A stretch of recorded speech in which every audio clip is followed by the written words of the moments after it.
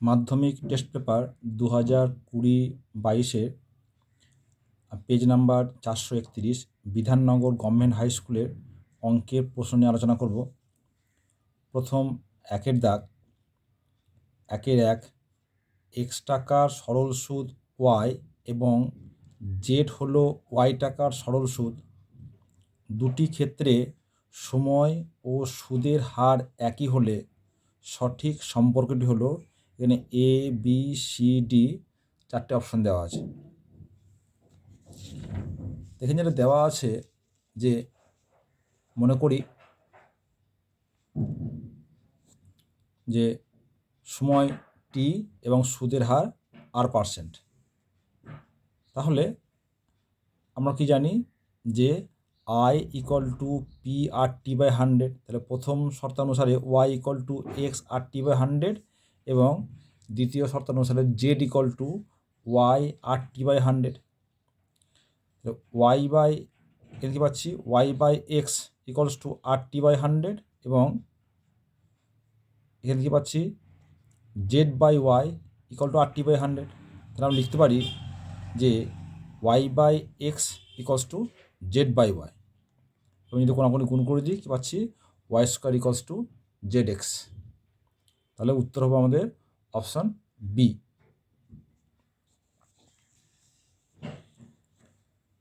2 দাগ, অমল 5,000 টাকার 9 মাসের জন্য এবং ফতিমা 6,000 টাকা 5 মাসের জন্য একটি ব্যবসায় নিয়োজিত করে। তাদের মধ্যে লভ্যাংশ যে অনুপাতে বণ্টিত হবে। আমরা জানি যে কার্যকারী মূলধনের উপরে লভ্যাংশ বণ্টিত হয়। তো এই ক্ষেত্রে আমরা কী করব, 1 মাসের হারে আমরা তাদের মূলধন হিসাব করব। তাহলে এক্ষেত্রে তাদের মূলধনের অনুপাত কত হবে, 5,000 × 9 অনুপাত 6,000 × 5। আমি যদি শূন্যগুলো কেটে দিই, 3 × 9, 3 × 2 = 6 আর 5 5 কেটে গেল, তাহলে 3:2। ঠিক আছে, তাহলে উত্তর হবে অপশন এ।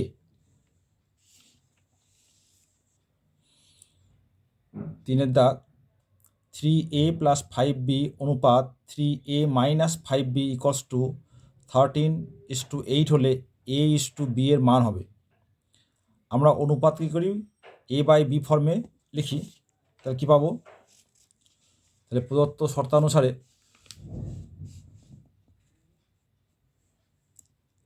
তাহলে কী আছে, 3a + 5b অনুপাত 3a - 5b = 13:8। তাহলে 3a + 5b / 3a - 5b = 13/8। আমরা যদি যোগভাগ প্রক্রিয়া করি তাহলে কী পাবো, এটা যে এইটা প্লাস এইটা, তাহলে 5b 5 কেটে যাচ্ছে, তাহলে 2 × 3a / 2 × 5b = 13 + 8 / 13 - 8। এখানে দেখো 2 2 কেটে যাচ্ছে, তাই কী বলতে পারি, a/b = 21/13 - 8 মানে 5। আর এই 5গুলো পুরো নিচে ইয়ে হয়েছে, তো 5/3, 5 5 কেটে গেল, 3 7 21, নিচে 1, তাহলে 7:1। তাহলে উত্তর হবে আমাদের অপশন বি।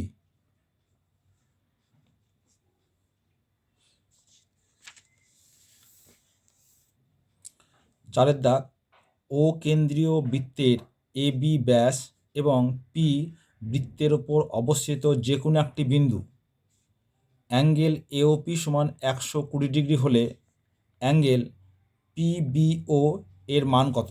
এখানে A B C D 4টে অপশন দেওয়া আছে। তো প্রথমে আমরা ছবিটা আঁকি।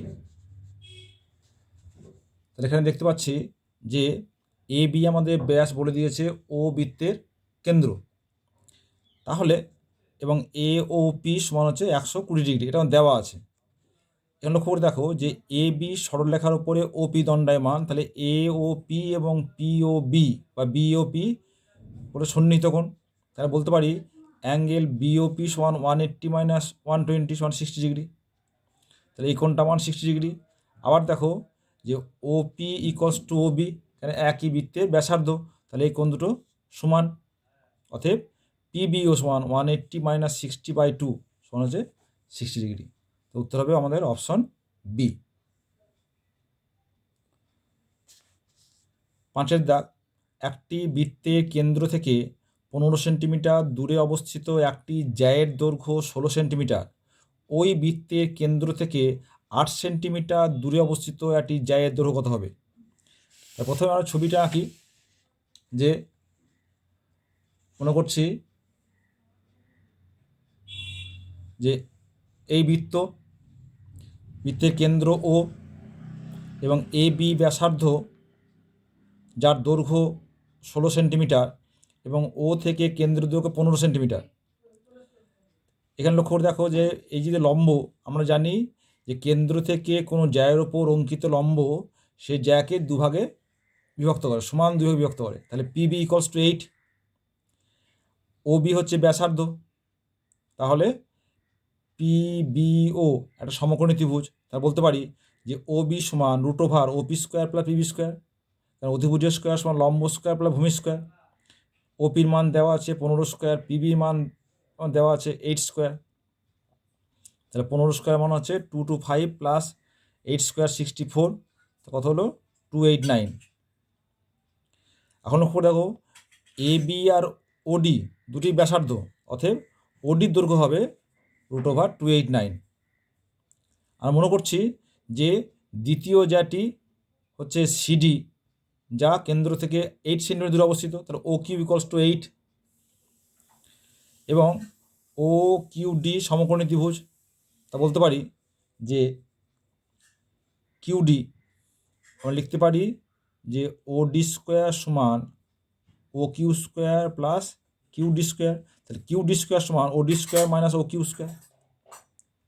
ঠিক আছে, ও ডি স্কোয়ার মানে হচ্ছে 289 বসিয়ে দাও, এবং ও কিউ হচ্ছে 8 স্কোয়ার, ও কিউ স্কোয়ার 8 স্কোয়ার বসিয়ে দাও, সমান কত হলো 15। ঠিক আছে, তাহলে কিউডি হচ্ছে 15, তাহলে double CD equal to 2 QD সমান হচ্ছে 2 × 15 সমান 30 সেন্টিমিটার। তাহলে উত্তর হবে আমাদের অপশন এ। 6 দাগ, একটি লম্ববৃত্তাকার চোঙের উচ্চতা ও ব্যাস সমান, চোঙটির আয়তন 2156 ঘন সেন্টিমিটার হলে চোঙটির ব্যাসার্ধ কত হবে? এখানে A B C D 4টে option দেওয়া আছে। তাহলে শর্তানুসারে যেটা দেওয়া আছে যে মনে করি উচ্চতা এইচ এবং ব্যাসার্ধ সমান 2r, এই ব্যাস সমান 2r, তাই ব্যাসার্ধ সমান r। চোঙের আয়তন কি আছে πr²h সমান দেওয়া আছে 2556। এখন দেখো এইচ ইকুয়ালস টু 2r, তাহলে এইচ জায়গাতে 2r বসিয়ে দিলাম। ঠিক আছে, তাহলে r² × r সমান r³ আর পাই মানে কত 22/7। এখানে দেখো কেটে যাচ্ছে, 11 দুগুণে 22, এটা দেখো কত হচ্ছে দেখো 11। আচ্ছা 2 দিকে কেটে দেবো প্রথমে,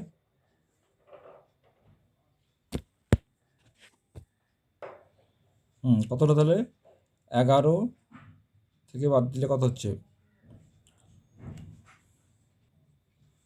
105, 9 11 99, তাহলে 66 6। এবার দেখো 2 2 4 দিয়ে কেটে যাবে, 4 4 16, 4 9 36। ঠিক আছে, 49 49 মানে 7 × 7 7 কিউ, তাহলে আর এর মান হচ্ছে 7। উত্তর হবে কত? Option C. 2 দাগ, শূন্যস্থান পূরণ। a/b সমান 6:1 এবং b/c সমান 7:1 হলে a/c এর মান কত? তাহলে a/b সমান 6:1, তাহলে a/b সমান 6/1, b/c সমান 7:1, তাহলে b/c সমান 7:1। তাহলে লিখতে পারি a/c সমান a/b × b/c। a/b সমান কত 6/1 এবং b/c সমান 7/1, 6 7 42/1, তাহলে a/c সমান 42:1। যে কোনো মূলধনের বার্ষিক শতকরা একই সুদের হারে ড্যাশ বছরে সরল ও চক্রবৃদ্ধি সুদের মান সমান। হ্যাঁ, এটা খুব ভালো অঙ্ক, যে আমরা যদি চক্রবৃদ্ধি সুদ এবং সরল সুদের সংজ্ঞাটা দেখি তাহলে বুঝতে পারবো যে চক্রবৃদ্ধি সুদে কি হয়, 1 বছর পর আসলটা সুদের সঙ্গে আসলের সঙ্গে সুদ যোগ হয়। ঠিক আছে, সেখানে 1 বছরের বিস্তারে সরল সুদ এবং চক্রবৃদ্ধি সুদে কিন্তু সুদের হার এক, সুদের পরিমাণ এক। এটা তো অঙ্কের সাথে দেখতে পারি যে আমরা যদি চক্রবৃদ্ধি সরল সুদ দেখি, আই ইকুয়াল টু PTR/100, আমরা IS বলছি, এবং আই কম্পাউন্ড ইন্টারেস্ট কী হয়, P into 1+R/100 whole to the power T. তা সুদের পরিমাণ কত, -P। দেখো পিপি কেটে যাচ্ছে, তাহলে যদি টি এর মান যদি 1 হয়ে যায় তাহলে সরল সুদ এবং চক্রবৃদ্ধি সুদ কিন্তু এক।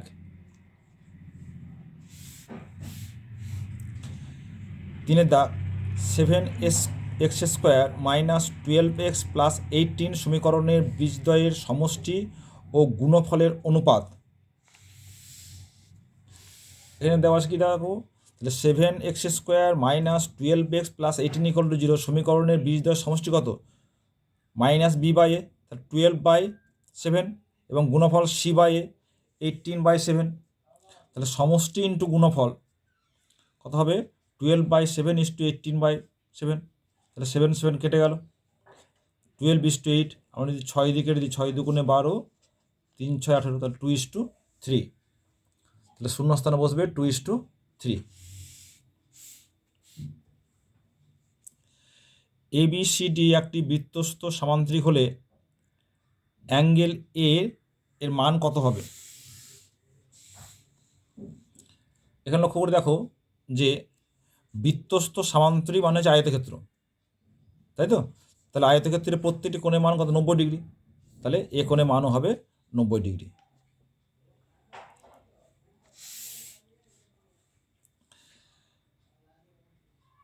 পাঁচের দাগ, দুটি বৃত্ত পরস্পরকে ছেদ না করলে বৃত্ত দুটির সর্বাধিক সাধারণ স্পর্শক অঙ্কন করা যায় ড্যাশটি। আচ্ছা, এখানে যদি আমরা ছবি আঁকি দেখো তাহলে আরও পরিষ্কার হয়ে যাবে যে এখানে দুটি বৃত্ত যারা পরস্পরকে স্পর্শ করেনি বা ছেদ করেনি, তাহলে দেখো এই একটা স্পর্শক, এটা দুটো সাধারণ স্পর্শক এবং দুটি তির্যক স্পর্শক টানা যাবে। তাহলে মোট 1 2 3 4 4টি স্পর্শক টানা যাবে। এ প্রসঙ্গে বলে রাখি, যদি বৃত্ত দুটি পরস্পরকে স্পর্শ করে তাহলে দেখো এই একটা দুটি সরল এবং এই একটা, মোট 3টি। ঠিক আছে, আরও একটু লক্ষ্য করে দেখো, যদি পরস্পর অন্তঃস্পর্শ করে তাহলে একটি মাত্র স্পর্শক টানা যাবে, এবং দুটি বৃত্ত যদি পরস্পরকে ছেদ করে তাহলে কিন্তু তখন দুটি মাত্র স্পর্শক টানা যাবে। ঠিক আছে, 6 দাগ, একটি নিরেট অর্ধগোলকের তল সংখ্যা কয়টি। আমরা জানি যে নিরেট অর্ধগোলকের তল সংখ্যা দুটি, একটা হচ্ছে সমতল এবং একটি বক্রতল, তাই তো। আমাদের কি বলেছে যে একটি নিরেট অর্ধগোলকের সমতল সংখ্যা কয়টি, তাহলে সমতল সংখ্যা হবে একটি। ঠিক আছে, তাহলে শূন্যস্থানে বসবে 1। 3 দাগ, সত্য বা মিথ্যা লেখো। এখানে যেরকম 5টি করতে হয়, 6টি দেওয়া থাকে। অংশীদারি ব্যবসায় কমপক্ষে 3 জন লোক দরকার, না কমপক্ষে 2 জন লোক দরকার। তাহলে কী হবে, মিথ্যা, কমপক্ষে 2 জন লোক দরকার। তোমাদের শুধু মিথ্যা লিখলেই হবে, আমরা কারণটা লেখার জন্য এটা লিখেছি। নির্দিষ্ট আসলের উপর সমান হারে সুদ হলে 2 বছরের সরল সুদ চক্রবৃদ্ধি সুদের তুলনায় বেশি। আচ্ছা, এটা বুঝতে পারছো যে চক্রবৃদ্ধি বেশি হবে। তো যদি আমরা হিসাব করে দেখায় যে মনে করি যে সুদের হার দুটোর সমান আছে এবং আসল পি, তাহলে 2 বছরের চক্রবৃদ্ধি সুদ কত হবে, P × 1+R/100 তার হোল স্কোয়ার -P, তাহলে A + B whole square, A² + 2AB + B²। ব্যাকেটটা যদি তুলে দিই তাহলে কী হবে, পি পি কেটে যাবে, কী পড়ে থাকবে 2PR/100 plus PR square by 100 × 100। ঠিক আছে, এখানে লক্ষ্য দেখো যে এই দুটি সংখ্যার যোগফল অবশ্যই এর থেকে বড়, তাই তো। এই 2PR100 মানে কি 2 বছরের সরল সুদ, তা 2 বছরের সরল সুদ থেকে চক্রবৃদ্ধি সুদের পরিমাণ বেশি। ঠিক আছে, আমরা সেটা অঙ্ক কষে কিন্তু দেখিয়ে দিলাম। তাহলে উত্তর কী হবে, উত্তর হবে মিথ্যা।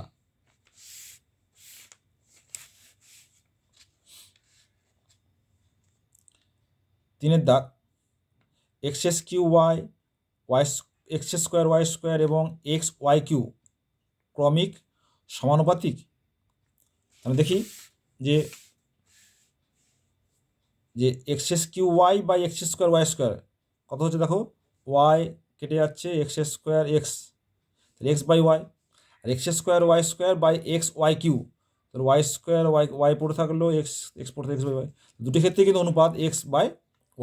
তাহলে প্রদত্ত বিবৃতিটি সত্য।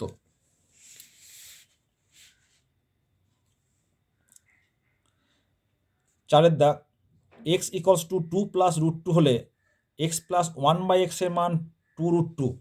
এটা করে দেখি কী দাঁড়াচ্ছে, যে x এর মান হচ্ছে x = 2 + √2, তাহলে 1/x কত, 1/2 + √2।